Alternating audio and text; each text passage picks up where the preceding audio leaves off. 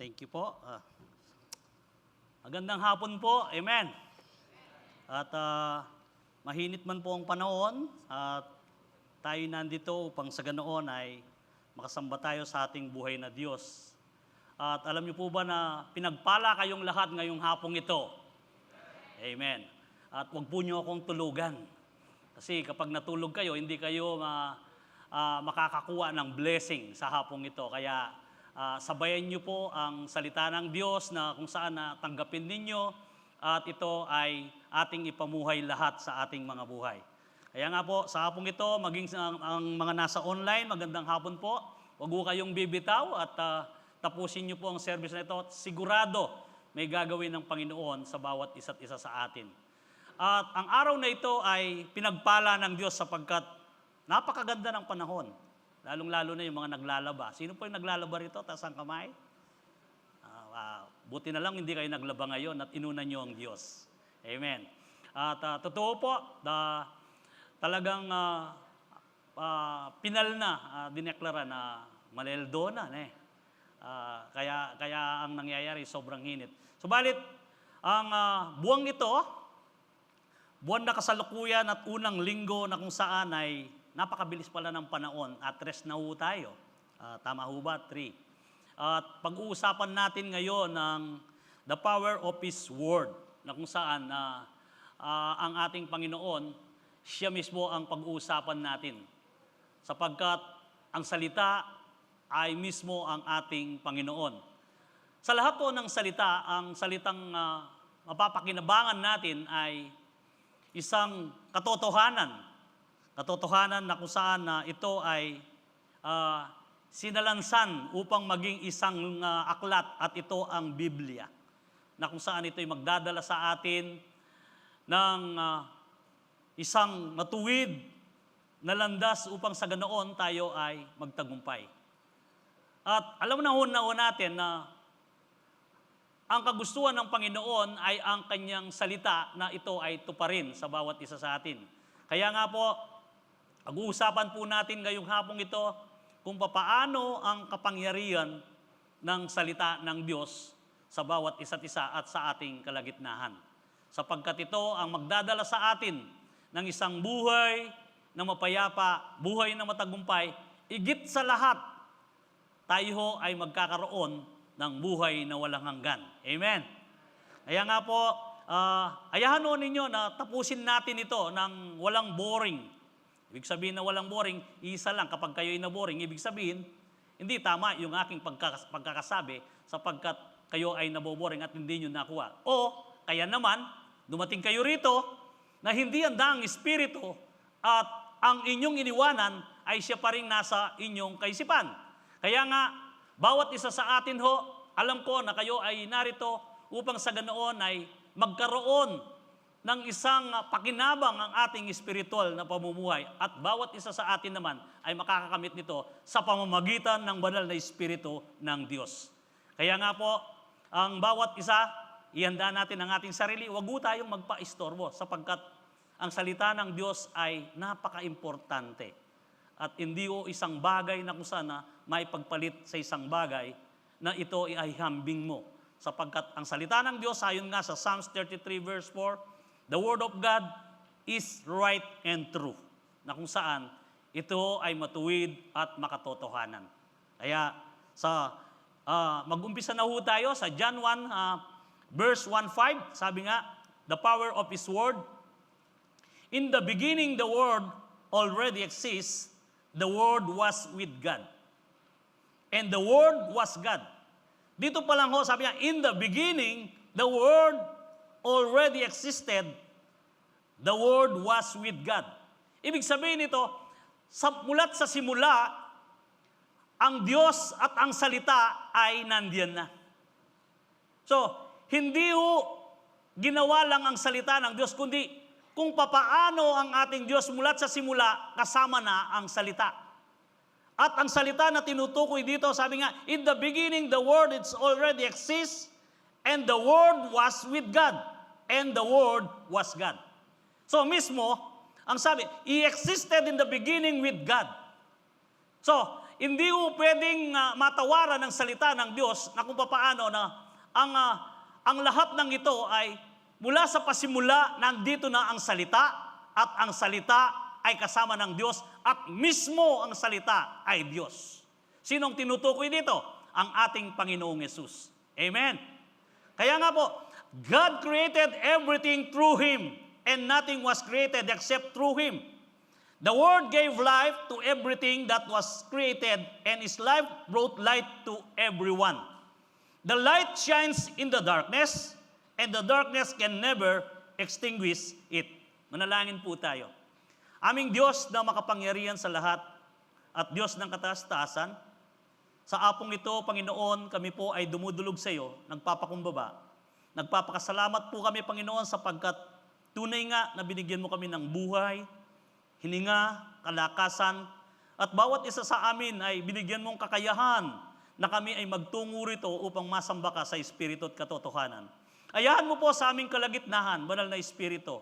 Bawat isa't isa sa amin, Panginoon, buksan mo ang aming mga pakinig.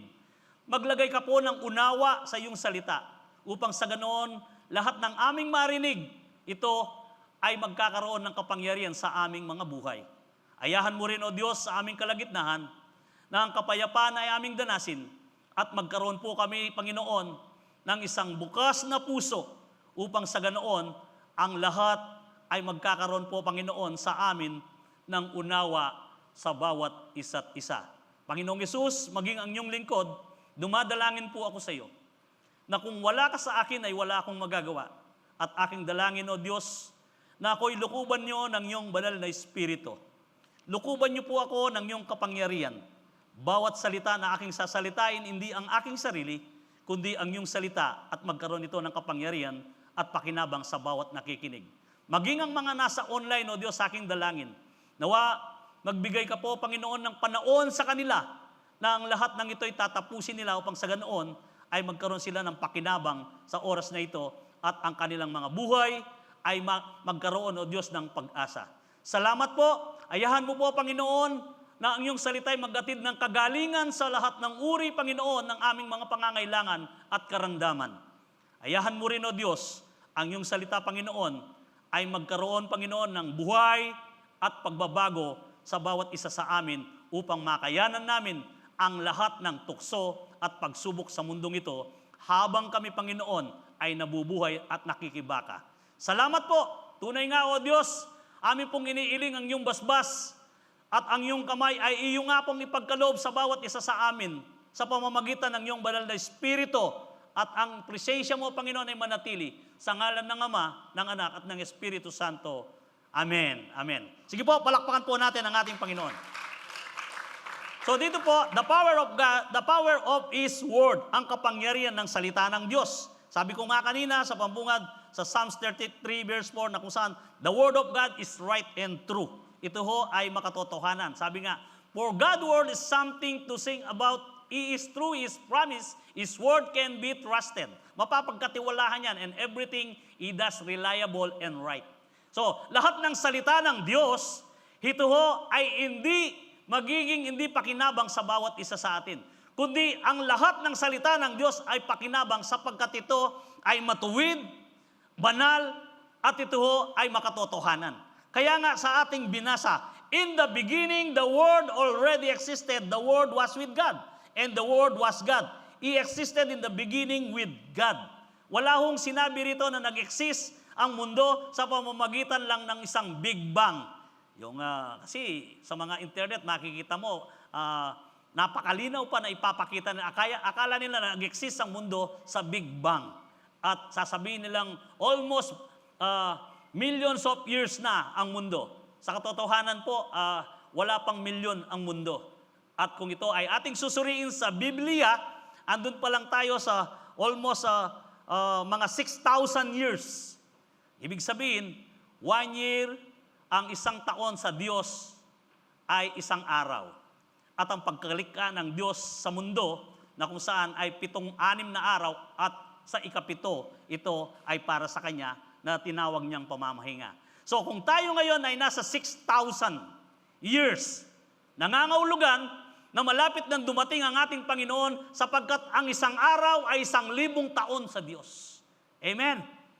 Kaya nga po, huwag nating sayangin ang ating buhay o ang panahon at oras upang sa ganoon tayo ay mag-aral sa salita ng Diyos sapagkat ito ay magdudulot ng pakinabang sa bawat isa't isa sa atin. And then sabi nga, God created everything through Him. So ang lahat pala ng mga bagay na ating nakikita, mga bagay na hindi nakikita, ay nilikha para kay Kristo. Ibig sabihin, paghahari lahat ng Diyos yan. Kaya kung mayroong mga bagay tayong inihingi at kung tayo ay na kay Kristo, ano bang bagay na hindi kayang ibigay ng ating Panginoon sapagkat ang kanyang sarili ay ibinigay niya sa bawat isa't isa sa atin upang tayo ay magkaroon ng buhay na walang hanggan. Kaya nga po, napaka-importante na ang kapangyarihan ng salita ng Diyos ay sumaatin upang sa ganoon ito ay magdadala ng tibay at magdadala ng malalim na relasyon sa ating Panginoong Yesus. Ang kailangan ho rito ay magkaroon tayo ng relasyon. Kung tatawagin ka nga born again, pagkatapos naman, yung asal mo ay hindi kakitaan ng pagbabago, paano mo ipagmamalaki na ikaw ay born again? Kaya napaka-importante po ang kapangyarihan ng salita ng Diyos.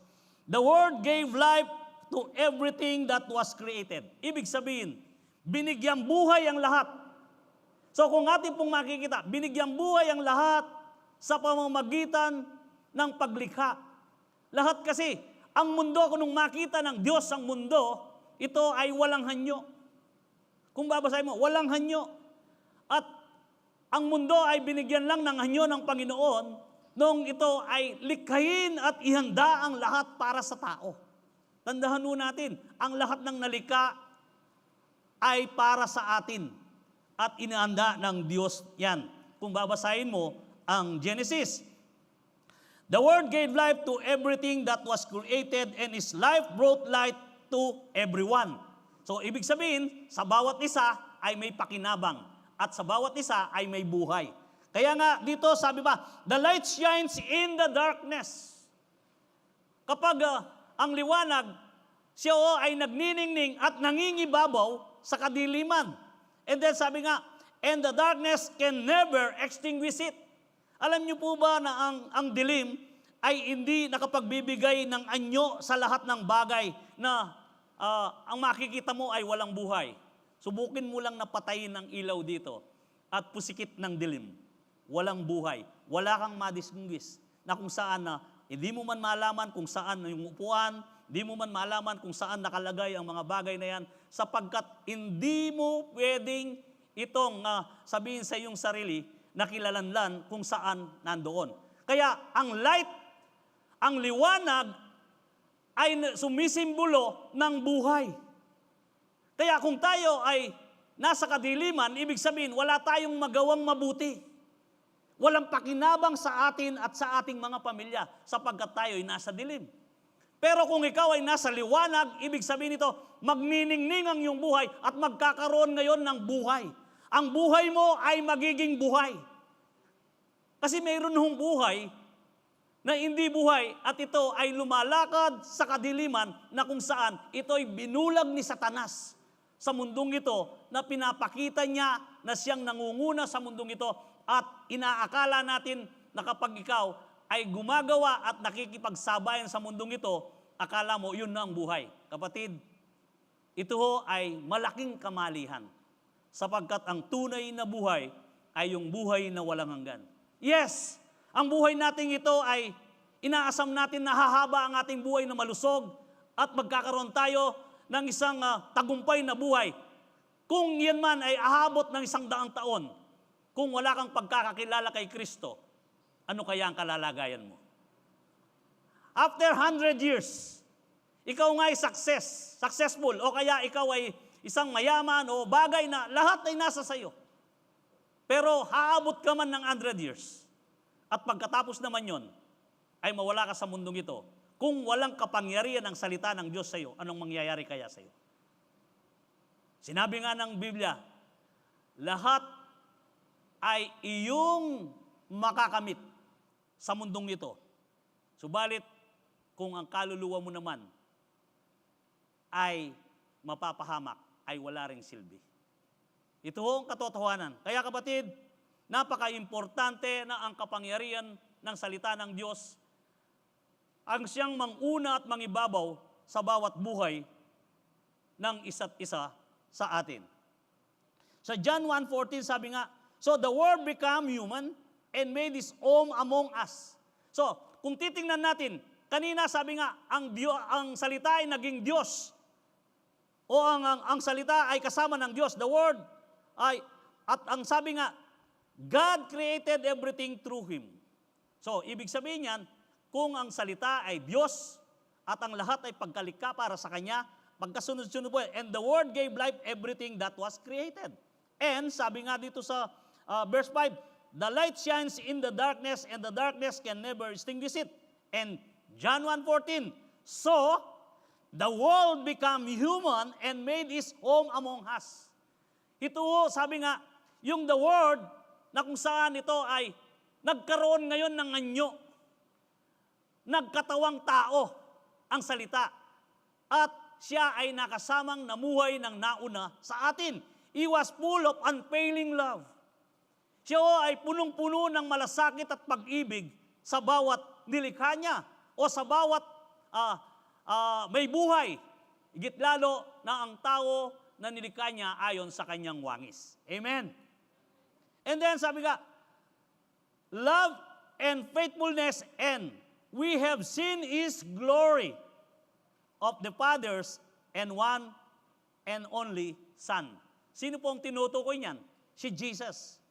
Alam niyo po ba na dito sa Revelation, sabi niya, He is dressed in a robe dipped in a blood, and His name is the Word of God.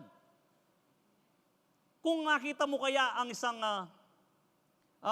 robe, alam mong puti, o puti yung robe, pagkatapos ay nilublob sa dugo. Dito, nakasulat sa Revelation. At pagkatapos sabi niya, He is dressed in a robe dipped in blood. Babad ng dugo. Subalit, and His name is Word of God. Paano kaya sa iyong imahinasyon na ang isang nakalublob ng pulang-pula na dugo, pagkatapos ay nakasulat ang sabi nga, and His name is the Word of God. Kung ito ay isipin mo, mismo, na kung saan na sinabi dito sa Revelation. At alam niyo po ba na ang tinutukoy niyang Diyos na nagkatawang tao si Kristo, siya ang imain ng katotohanan na siya rin ang lumikha, na siya rin ang Diyos.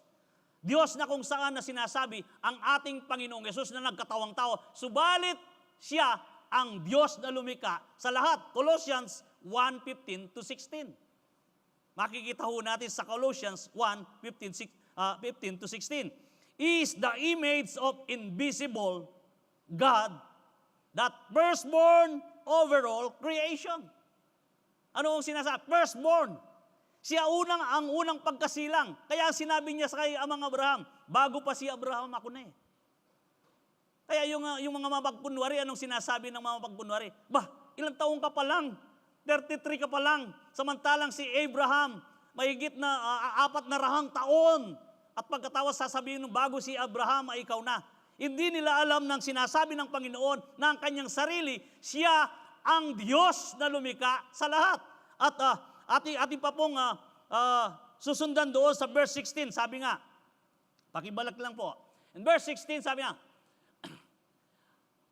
for in Him all things were created, things in heaven and on earth, visible and invisible, whether thrones or powers or rulers or authorities.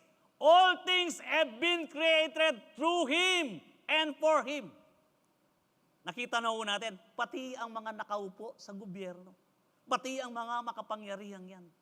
Lahat yan ay nangyayari sa pamamagitan lamang ng ating Panginoon. At siya ang dahilan kung bakit nandyan yan. Nagbigay na naman ng babala ang ating bansa after election. Anong sabi? AITF. Pagkatapos daw yon ay COVID na naman. Hindi na ho natin papayagan yan na kung saan sa pamamagitan ng panalangin ay ating lusawin ang kaisipan ng bawat uupo na kagawin nila na naman na ibabalik ang mga nangyayari sa kasalukuyan. Bawat isa sa atin ay may pasanin. Tandahan ninyo, kapatid, huwag kayong papayag. Bawat pagluhod ninyo, isama nyo ito na hindi na mangyayari yung nangyaring una, sapagkat inaalisan tayo ng isang kalayahan sa pagsamba sa ating dakilang Diyos at sa paglabas bilang karapatang pangtao. At itinapat pa nila after election. Sa balita na kung saan na after election na 9, yung IATF daw, yung surge ng COVID ay napakarami na naman. Kaya, alam niyo ho, ang katapat lang yan ay isang panalangin na kung saan na marubdob sa ating dakilang Diyos. Sige po, palakpakan natin ang ating Panginoon. Huwag ho tayong padahig sa mga ganyan na balita. Basta tayo ay laging nakahanda at huwag kayong matakot, kapatid. Sapagkat ang Diyos na nasa panig natin ay Diyos ng pinagmulan ng lahat, ang kapangyarihan ng kanyang salita. Amen? Kaya, the power of His Word, at ang una nating punto is, His Word is our light. Ang kanyang salita ay ating liwanag sa ating mga buhay. Psalms 119:105. Sabi nga, the Word is a lamp to my feet and a light to my path. Ibig sabihin yan, kung ito, ang salita ng Diyos ay ilaw ng ating mga paa, at ito'y liwanag na kung saan ng ating dinarahanan, kailangan mo ang salita ng Diyos upang magkaroon ka ng direksyon sa iyong buhay. Sapagkat ito ay magiging liwanag sa tungo doon sa iyong pupuntaan. Kasi ang sabi dito sa Psalms, the Word is a lamp of my feet. Yung paglakad mo, alam niyo ba, nung unang panahon na walang power, nung walang kuryenteng ganyan, kahit na sa mga baryo, alam niyo yung mga lampara, sino pang may lampara sa panahon ito. Kapag ikaw ay naglalakad, itataas yan. Nakataas ng ganyan upang sa ganoon, ang liwanag niya ay nauna at hindi ka matisod at makita mo ang iyong dinadaanan. Kaya ang liwanag na yan ay nagdadala ng isang safety sa naglalakad na alam mo kung ano ang akbang mo. Kaya dito, sabi nga, the Word is a lamp of my feet and the light of my path. Yung direksyon mo ay, yung tutungtungin mong direksyon ay nagkakaroon ng kaliwanagan at ikaw ay nakakatungtong sa tama. Kaya nga, kung ang salita ng Diyos ay wala sa iyong isip at puso at hindi mo ito nilagay at ipinamuhay, ibig sabihin yan, nabubulagan ka sa nakikita mo sa paikot sa iyong kapaligiran sa kasalukuyan. Napakalaking impluwensya ng environment. Yung environment na ating nakikita ay napakalaking impluwensya sa bawat isa sa atin. Kasi kung minsan kapag nakita mo ang kapaligiran mo, ihiral sa iyo, alimbawang ikaw ay pinagpala, iiraw sa iyo yung bil mo kunyan. Yan. Or it's either na sasabihin mo na, I want this. I want this. Yung want, ang siyang nangingibabaw at hindi yung needs. Tandahan po natin, diyan tayo napapaamak sapagkat nangingibabaw ang want sa needs. Kapag ito ay walang liwanag ang salita ng Diyos. Kung meron tayong salita ng Diyos na kapangyarihan sa ating isip, alam nyo, mangingibabaw ngayon yung needs at pangalawa lang yung wants. Kasi ang tao ay mabubuhay doon sa needs, hindi yun sa wants. Susubukin yung 50% ang SMT ngayon or SM, kahit na saan. Yung dating nakita mong item na, limbawa, sasabihin nilang 500. Dati, 500 siya. Ngayon, 50%, 250 na lang. Kung minsan, napukaw ang iyong pagtingin nung una. Ay, ito. Dati gusto ko yan, 500, kaya lang ngayon 250. Bibilin ko na. Eh, hindi mo naman pala kailangan. Pagkatapos, let's say, sasabihin natin na bulak na ganito, alam mo, may paglalagyan ka. Pero pagdating mo sa bahay, wala pala siyang lugar. Nakakapangit. Ang gagawin mo ngayon ay isasabit muna eh. O, itatabi muna eh. Itatabi muna. Kasi, wants eh. Anong mangyayari ngayon? After 1 week, 2 weeks, 3 weeks, ibabalot mo na yan. After 1 month, ipamimigay mo na yan. O kaya kung wala kang mapagbigyan, nakakasikip, itatapon mo lang sa labas yan. Ganon ang nangyayari sa wants. Hindi yung needs. Yung needs, ito ay nagbibigay ng buhay at nagbibigay ng direksyon sa isang pamilya kapag inuna mo yung needs. Kaya yung mga bisyo, ano ba yung mga bisyong yan? Wants lang yan. Hindi naman needs. Kasi kung needs ang mga bisyo, ibig sabihin, ito ay lahat ng tao ay magbibisyo. Wants, yan. Gusto kong ganito, gusto kong makiinuman sa barkada. Or gusto kong magpalipas ng oras sa kasino. Or, yan, alam nyo naman yung balita ng online sabong, nakakasira ng pamilya. Marami. At, alam mo kapatid, sabi ko nga, kung ang hanap mo sa mundong ito ay pera lang, o inaakala mong ikaw ay gusto mo lang yumaman, mag-isip ka na lang na kagaya ni Atong Ang, o kaya ni Bong Pineda. Sa ganoon ay magkamal ka ng pera. Mag-isip ka na lang. Anong ginagawa na? Nakakasira sa tao. Nakakasira sa pamilya. Pero nagkakamal sila ng pera. Pero sa mga Kristiyano, hindi ho ganito ang pangako ng Diyos. Ang pangako ng Diyos sa atin ay buhay na kapayapaan sapagkat ang sabi ng John 10:10, dumating dito ang magnanakaw upang magnakaw pagkatapos ay magbuksa at pumatay. Subalit dumating ang ating Panginoong Yesus upang magbigay buhay na kahaya at ganap. The thief comes to steal and kill and destroy. I have come that they have life and have it all the full. Ang sabi ng ating Panginoon. Sino ngayon ang paniniwalaan mo? Kung makikita mo ang verse 10 na yan, verse 10:10 na yan, alin ang nauna? Ang magnanakaw ay dumating upang magnakaw. Anong nanakawin niya? The power of His word. Kapag ninakaw niya ang salita ng Diyos sa iyo, siguradong ikaw ay hindi na makakagawa ng mabuti. Kaya yung kapangyarihan ng salita ng Diyos ay kayang nakawin ni Satanas kapag hindi ka nag-focus sa iyong buhay. Nanakawin niya yan. And then anong mangyayari? Comes to steal and kill. Pagkatapos nun, anong mangyayari? At ikaw ay papatayin. Pagkatapos ay mawawasak ang lahat. Marami hong wasak na pamilya. Maraming sirang negosyo. Maraming bagay na hindi na nag-exist dahil sa gawa ng kaaway na ninakaw niya ang kapangyarihan ng salita ng Diyos sa bawat isa. Kaya tayo ho, papanatilihin ho natin ang salita ng Diyos. Upang sa ganoon tayo ay mayroong tibay at ang ating relasyon ay lumalim at magkakaroon tayo ng ganap na buhay, kapayapaan na pangako ng ating Panginoon. Full na kung saan ay walang kulang, payapa ka at tatamasain mo ang isang buhay na masaya habang kasama mo ang iyong pamilya. And then sabi nga, in Psalms 119 verse 130, as a people understand your word, it brings light to their lives. Ito ay nagdadala ng isang liwanag sa buhay. Kapag naiintindihan mo ang salita ng Diyos, maliliwanagan ang iyong kaisipan. Lahat ng offer ng kaaway na si Satanas ay kaya mong tanggihan. Dalawa lang, yes or no lang yan eh. Pwede kang mag-yes, pwede kang mag-no. Pero ang totoo na puno ng biyaya ng Diyos ay mayroon kang masasabing no sapagkat alam mo ang salita ng Diyos at alam mo ang mabuti at masama. O alam mo ang makakasira sa iyo. And then sabi nga, brings their lives, your word makes even simple people wise. Alam niyo kung minsan ay hindi man gahanong mayaman ang isang tao, pero makikita mo kapag ang salita ng Diyos ay kanyang pinamumuhay, ay napakakalmado. Mahaba ang pasensya, namumuhay siya sa kapayapaan, at kung susukatin mo, pag nakikita mo, parang walang kulang sa kanila.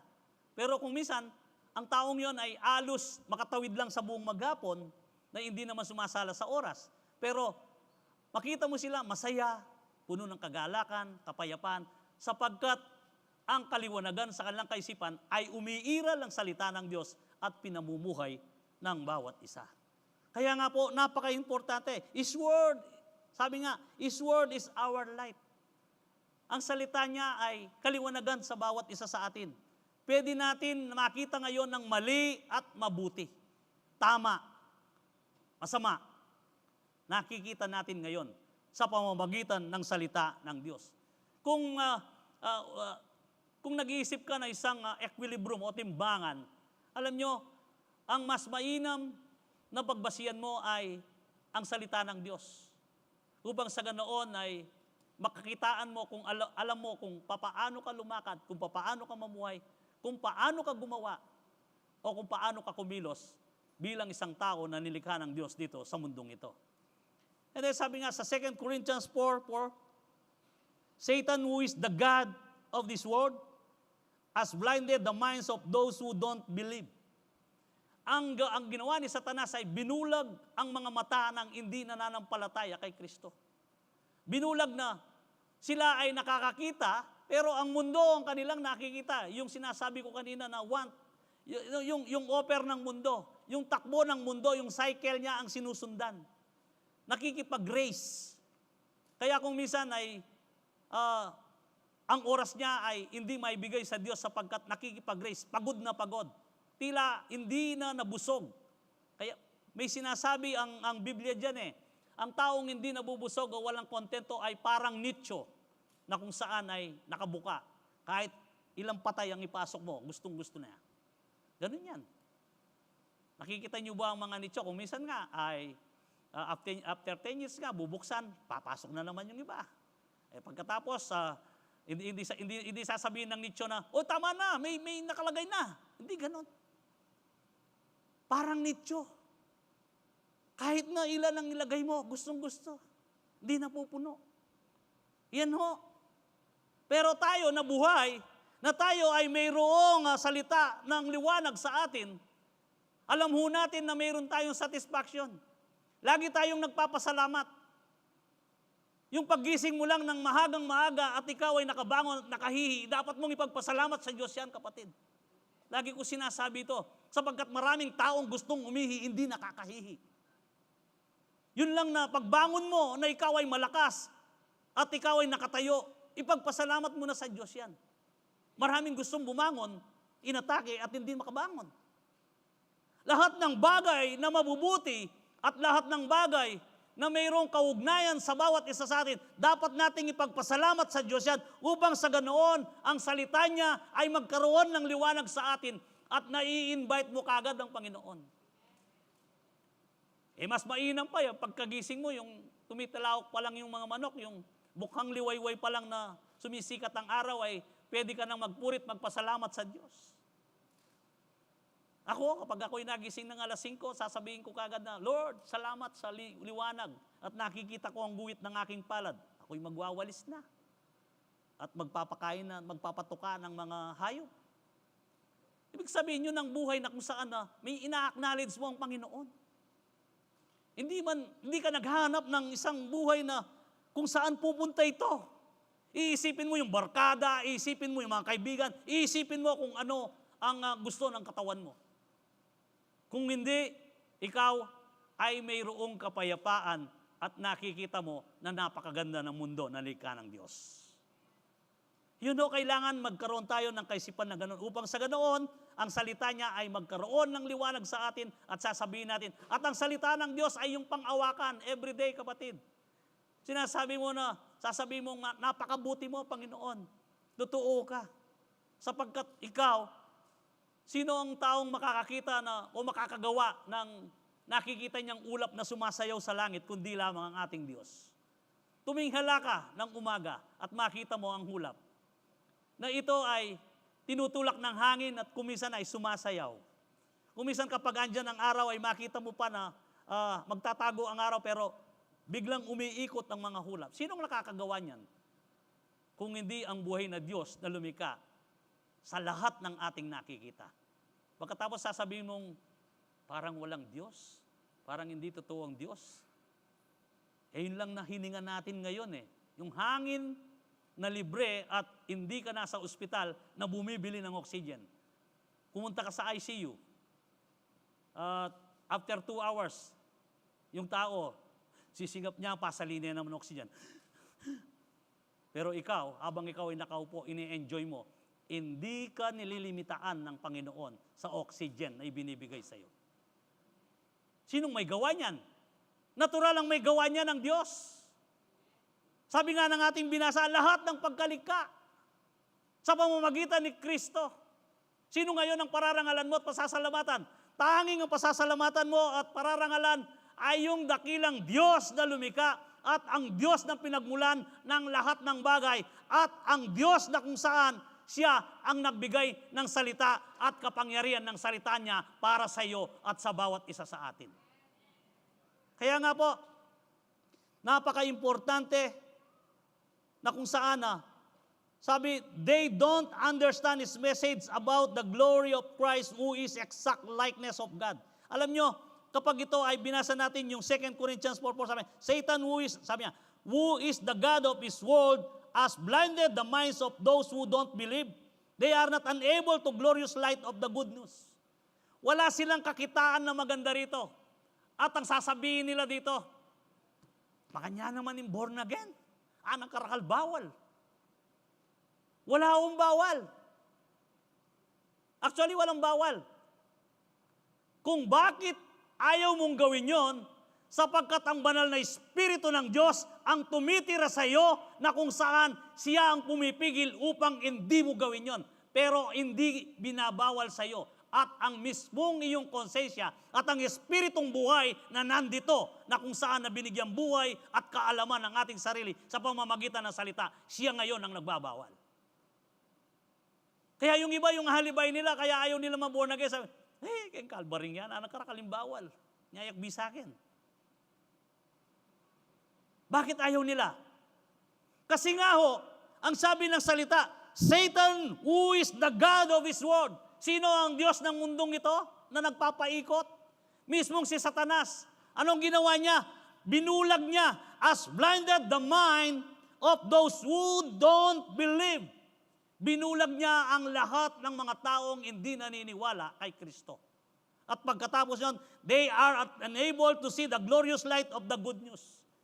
Ni isang kakitaan na mabuti ay walang nakita sa salita ng Diyos. Ang akala nila kapag ito'y binasa nila, mamurit ko kanya. Sasabihin, mamurit ko. Bakit? At rinirefuse nila. Wala silang nakikitang pakinabang. Sapagkat sila ay binulag ni Satanas. They don't understand the message about the glory of Christ. Yung iba naman, binabasa nila na kung saan parang binasa lang na aklat na walang effect. Alam niyo ho, kapag ang banal na Espiritu ng Diyos ay hindi kinasiyaan ang ginagawa mo o hindi mo siya sinama sa iyong buhay, sa tuwid-tuwina, hindi mo talaga maintindihan ito. Gusto mo bang maintindihan ang isang verse, kapatid, na sinasabi ng Diyos? Kahit isang verse lang ang basahin mo. Invite mo ang banal na Espiritu. Marubdo. Na kung saan sa malalim mong paghinga, sasabihin mong, Panginoon, bubuksan ko po ang iyong salita. Angad ko po ng kapangyarihan mo ang iyong banal na Espiritu ang siyang magturo sa akin ngayon. Pagbukas mo pa lang, kapatid, ang Diyos nang nangunguna sa iyo at bibigyan ka ng unawa. Isang verse lang. Di mo naman kailangan basahin ng, sasabihin mo na, gusto ko para ako ay maging kakaiba namang Kristiyano, sa isang buwan tatapusin ko ito. Wala ka nang ginawa, kundi basa ng basa. Meron ka bang naiintindihan? Alam nyo, kahit nung una, na kung saan yung eunuch, siya'y nagsasalita, siya'y nagbabasa ng salita ng Diyos sa kanyang karawahe, at nalampasan niya si Philip. Habang siya ay nagbabasa ng mabuting balita, nakita ni Philip na tumatakbo ang karawahe at tumakbo rin si Philip sa kapangyarihan ng banal na Espiritu ng Diyos. Isipin mo, kalesa na lang kumisan, manahihirapan ka pang tumakbo na abulin eh. Yung pa kaya ang karawahe na kung saan na ito ay, yung eunuch ay nandoon pagkatapos ay nagbabasa, at pagkatapos tumatakbo rin si Philip. At ang tinanong niya, sabi niya, nahiintindihan mo ba ang iyong binabasa? Wala akong naintindihan, sabi niya. Sumakay si Philip. Ipinaliwanag niya ngayon. Ngayong ipinaliwanag niya ang kanyang sinasabi, ang sabi ng eunuch, pwede bang bautismuhan muna ako ngayon? Ayon, mayroong putik. mayroong lawa na kung saan doon na may tubig, bautismuan mo na ako ngayon. Ibig sabihin, nakaunawa. Tanging ang Diyos lang ang magbubukas ng unawa sa atin. Walang ibang makapagbubukas ng unawa, kundi ang Diyos lamang, kapatid. Kaya, ang banal na Espiritu ay i-honor mo upang sa ganoon, magkaroon ka ng unawa sa salita ng Diyos. Lagi mong sabihin sa iyong sarili, banal na Espiritu, bigyan mo po ako ng unawa. Turuan mo ako. Ano po ang kahulugan nito? Instantly, malalaman mo yan at bibigyan ka ng kapangyarihan ng Diyos na makaunawa sapagkat ang kanyang salita ay liwanag ng ating buhay. Sigurado ho yun. Kaya dito sabi nga, who is the exactly likeness of God? Ibig sabihin, sino ang eksaktong kawangis ng Diyos dito? Basahin natin na buo, sabi nga, at hindi putol-putol. Sa 2 Corinthians 4:4, Satan, who is the God of this world, has blinded the minds of those who don't believe. They are unable to see the glorious light of good news. They don't understand His message about the glory of Christ, who is the exactly likeness of God. Kaya nga ang taong sinasabi na ang born again ay maraming bawal, sabi niya kapatid, ayaw lang niyang alisin ang kanyang kakomportable sa kanyang buhay. Tandahan ho natin yon. O ayaw niyang umiwalay sa kamunduan. Akala niya ay normal na buhay na walang bawal, lalo na sa paggawa ng mali o kasalanan. Kasi dati emang bawal. Kasi nga, binulag ka ng kaaway. Kaya mo nagagawa yun. Subalit tayo ngayon ay mulat sa katotohanan at ang salita niya ay ang liwanag. Kaya nagkaroon tayo ngayon ng buhay at pagkakakilala doon sa kamalian at sa tama. Nalaman natin ngayon ang mabuti at ang masama. Kaya parang maraming bawal. Ngayong nalaman mo yun, sino susundin mo? Babalik ka pa rin doon sa pattern ng mundo? Anong sabi ni Paul? Huwag tayong makiayon sa takbo ng mundong ito, sabi ni Paul. Ibayin na natin ang ating kaisipan. Renew our minds, sabi ni Paul. Kailangan na ma-renew ang ating kaisipan. Paano ma-renew ang ating kaisipan? Pamamagitan ng salita ng Diyos. Upang sa ganoon ay mabago ang ating mga kaisipan. And again, sabi nga, the power of His word is our life. Buhay. Ang salita ng Diyos, ang ating buhay. Sa Isaiah 55 verse 3, come to me with your ears wide open, listen and you will find life. So, I will make you an everlasting covenant with you. I will give you all the unfailing love I promised to David. So, ano ho ang sabi ng ating Panginoon dito o ang ating Diyos? Come to me with your ears wide open. Ibig sabihin niyan ay yung hindi naman yung palakihin mo yung bukas ng iyong tenga.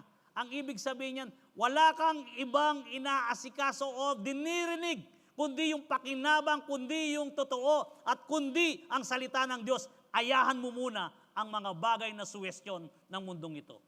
Siguradong ikaw ay magkakaroon ng isang pagpapala. And listen, you will find life. At ikaw ay magkakaroon ng buhay. Ano pa yung sinabi rito? I will make you an everlasting covenant with you. Ibig sabihin ng everlasting covenant, mayroong covenant ang Diyos. Ano man ang hingin mo sa pangalan ni Jesus ay ipagkakalob ng Panginoon. Ano man ang mga bagay na hindi mo kaya, in the name of Jesus, kakayanin mo. Sapagkat ito'y pangako niya. I will give you all unfailing love I promised to David. Mapagmahal po ang Diyos. Mabiyaya ang Diyos at puno ng pag-ibig ang Diyos. Kaya dito sabi nga, I will give you all unfailing love I promised to David. Kung anong pangako na kay David, ibibigay sa iyo, kapatid. Sapagkat ang Diyos hindi sinungaling na kagaya ng tao. God sabi nga, God open understanding their minds. Our minds, our intellectual. You shall know the truth, kapatid. And the truth, you set you free. Alamin mo ang katotohanan at palalayahin ka ng Diyos. Paano yon? Sa pamamagitan ng ating pananampalataya. Faith. Yung faith natin na kinakailangan na ito ay ating may exercise. And the word, giving light, healing, Ang salita ng Diyos ay nagbibigay ng liwanag, nagbibigay ng kagalingan sa bawat isa sa atin because of the radiant He will give na ang bawat isa, sabi nga, it will give you strength and physical power. Yung radiant na kung saan na ibinigay ng Diyos sa bawat isa sa atin. Alam mo, kung may karamdaman ka, sasabihin mo lang na sa iyong sarili, totoo na masakit ang aking paa, subalit mas totoo na kayang pagalingin ng Diyos ang may sakit na to. Totoo, hindi mo naman dininay. Totoo na masakit ang aking tiyan kanina bago ako pumanik. Tinawag ako ni Pastor Manny. Pero mas totoo ang Diyos na bago ako umakyat dito ay kaya niyang alisin ang sakit na aking tiyan. Kinakailangan na pangawakan natin ang salita ng Diyos. Kung hindi mo pinangawakan niyang kapatid, hindi magiging active. Kailangan na i-exercise mo yan lagi upang sa ganoon, ang lahat ng iyong sinasabi ay nangyayari sapagkat ang lahat ng ating sinasalita na mula sa ating dila ay makapangyarihan. Life and death, it's in our tongue. Tandahan mo natin. Ito ay naghahatid ng buhay, naghahatid ng kamatayan, naghahatid ng pagpapala, naghahatid ng sumpa. Sapagkat anuman ang ating sabihin na negatibo ay napakakapangyarihan, ito'y mangyayari. Kapag sinabi mong, di ko na ata kaya ang kahaway, di ko na ata kayang magbago, ibig sabihin nun, nagpakawala ka ng isang kapangyarihan ng demonyo sa iyo at ito'y mangyayari. Pero kung ang sasabihin mo, kaya ko pa rin ito, kaya kong magbago sa pamamagitan ng presensya ng Diyos at ang aking kaisipan ay kayang linisin ng Diyos, palakasin, kaya ko ito sapagkat ang Diyos hindi niya ako pababayaan, hindi niya ako iiwanan. Lahat to, kailangan mayroon tayong pagpapala at huwag natin hayaan na pumasok ang sumpa. Huwag tayong magsalita ng sumpa na sasabihin nyo, ang batang ito. Minsan kasi, sa mga katuwahan ng mga barkadaan, sasabihin niya, halimbawa yung anak niya malikot, sasabihin niya, pare, panipon mo na yung pamyasa yung anak mo, pangaragul na yan. Sumpa ho yun. Huwag na huwag niyong sabihin ninyo sa inyong mga anak. Kahit gaano kalikot ang inyong anak, sasabihin niyo, mabuti pa rin ang aking anak, mabait ang aking anak, at lalaki pa rin ito na isang inyero, lalaki pa rin ito isang doktor. Hindi sasabihin mo na magpapakawala ka ng salita sa iyong anak na nakikita mong malikot at parang matigas ang ulo na sinasabi mong, ay, masesya buntok ni, siguro yung talan keng street mini. Huwag niyo sabihin yun. Nagpakawala ka ng isang sumpa na paglaki ng bata ay mangyayari yun, kapatid. Kailangan i-repeat nyo yun. Kaya anuman ang ating sabihin, ito ay mangyayari sapagkat makapangyarihan ang salita ng Diyos. And sabi nga, Proverbs 4:20-22, listen carefully, my dear child, to everything that I teach you, and I pay attention to all that I have to say. Kaya kailangan na makinig tayong mabuti. Sapagkat ito ay mangyayari at pay attention to all that I have to say. Sabi ng ating nagsulat sa Proverbs na kung saan, ito ay pakinggan natin. Fill your thoughts with words until they penetrate deep into your spirit.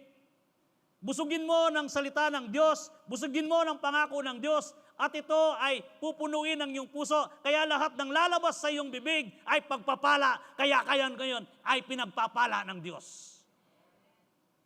Huwag kang magsalita ko na, yung negosyo ngayon, NMSikan, NFSikan.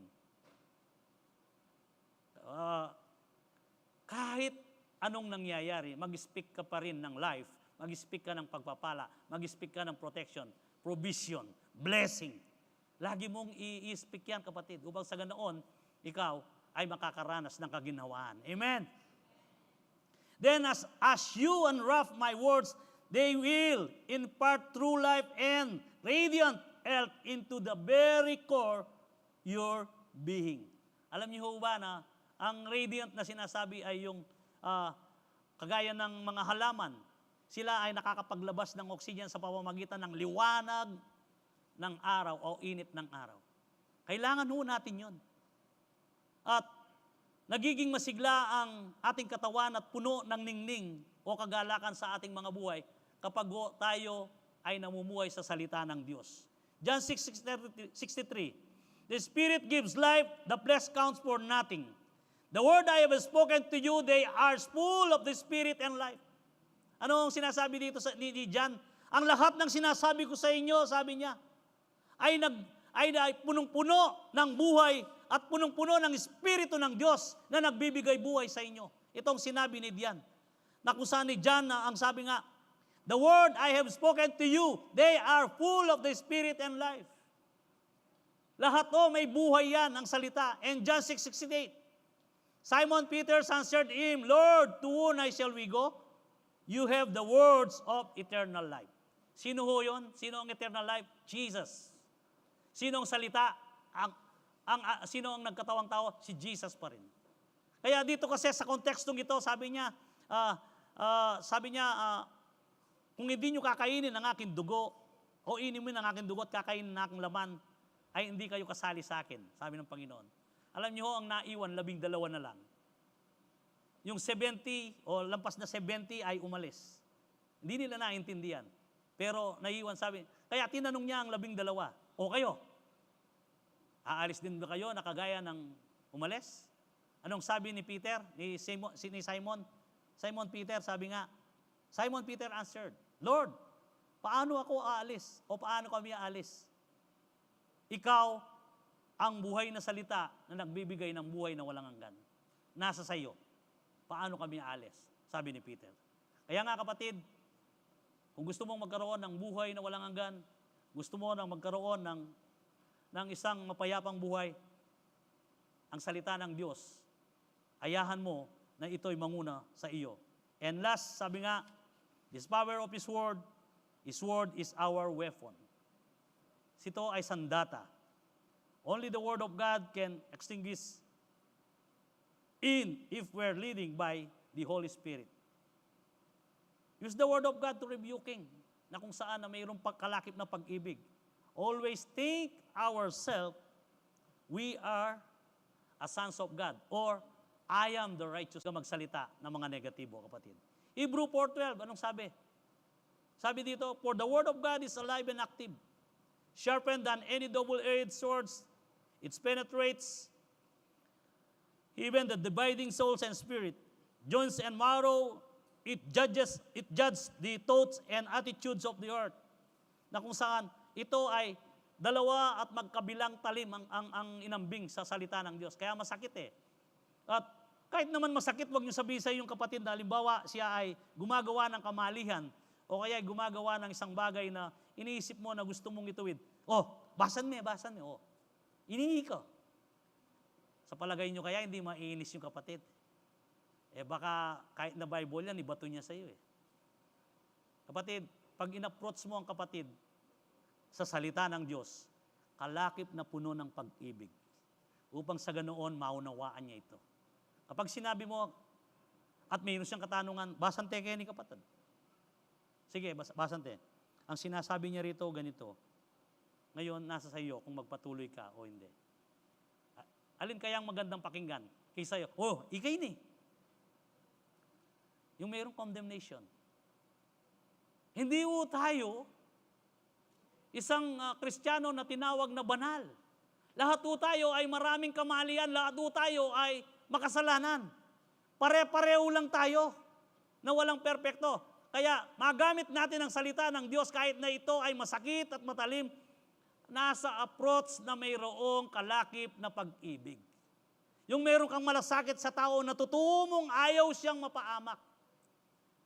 Yung iba kasi parang, wala mo susununan niya mo eh. Lawin mo yan, Taya. Walang mangyayari sa'yo. Kaya nga tayo? Kailangan mahingat tayo.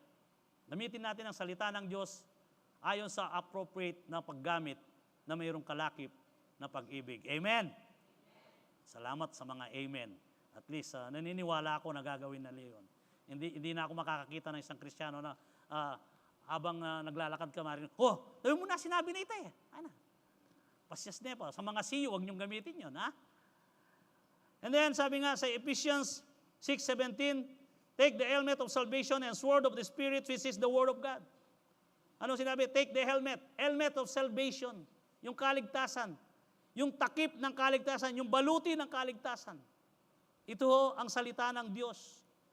At ang sabi nga, sword of spirit na kung saan, which is the word of God. Yung espiritu mo, yung kasukasuan na kung saan tumatagos ito, tumatagos sa laman, tumatagos sa kaibuturan ng iyong puso, ng salita ng Diyos ay masakit. Subalit, habang ito ay nangyayari, mayroong paghilom at tinutuwid ka ng Diyos doon sa mga bagay na pinagagawa sa iyo. Masakit kapatid, subalit ikaw ay mapapabuti. Amen. Lahat ng bagay, kapag hindi masakit, ibig sabihin yan, compromise yan. Pero kapag masakit, praise the Lord. At alam ko na para sa akin yon. Amen. Ephesians 6:17. Yun ho. And then Romans 1:16. For I am not ashamed to the gospel because it is the power of God that brings salvations to the everyone who believes, first to the Jew, then to the Gentiles. Ibig sabihin dito ni Paul na hindi niya kinahiya. Hindi kinahiya ni Paul na ipamalita at i-share ang mabuting balita o si Kristo na ipakilala kahit kanino na siya ang mabuting balita na puno ng pag-ibig. Alam mo kapatid, kung gusto mong mahabot ang isang tao at maniwala sa iyo, yung approach mo na sabihin mong mahal ka ni Jesus sapagkat yon ang katotohanan. Hindi mo pwedeng bulayin ng tao. Mahal ka ng Diyos. Mayroong isang buhay na itinalaga ang Diyos sa iyo kapatid, mahal ka ng Diyos. At ang puso niya ay lalambot yan at magkakaroon ng pagka-interest kung papaano at gaano siya kamahal ng Diyos. Doon mo ngayon sasabihan kung papaano na ang buhay mo ay isang kwento para sa Kanya at sigurado siya ay may kayat mo na mabago ang kanyang kaisipan. Amen. Huwag ho natin silang i-condemn. Nanggaling din tayo dyan eh. Kung ang tao na lahat ay ang kamalian niya ang tinitingnan, mas malaki ang kamalian ko. Eh baka kung titimbangin tayo, agyang sigurong pilan la rin ka rin, tutwas kayong kamalian ko. Pero salamat sa Diyos at mabiyaya siya. Salamat sa Diyos at napakabuti niya. Tinanggap niya ako, nilinis niya ako, pinatawad niya ako. At ngayon naman, na nalaman ko ito, nagkaroon ng kapangyarihan ng salita ng Diyos sa akin at hindi ko na binabalikan pa yung mga nakaraan ko. At ngayon, ako ay isang bagong nilalang ayon sa 2 Corinthians 5:17. Amen po ba? Ano sabi sa 2 Corinthians 5:17? Ang sabi, yung bagong pagkatao ay wala na. Wala na? Tama ba? O basahin natin para makita ninyo. Ayan, therefore, if anyone in Christ, the new creation has come.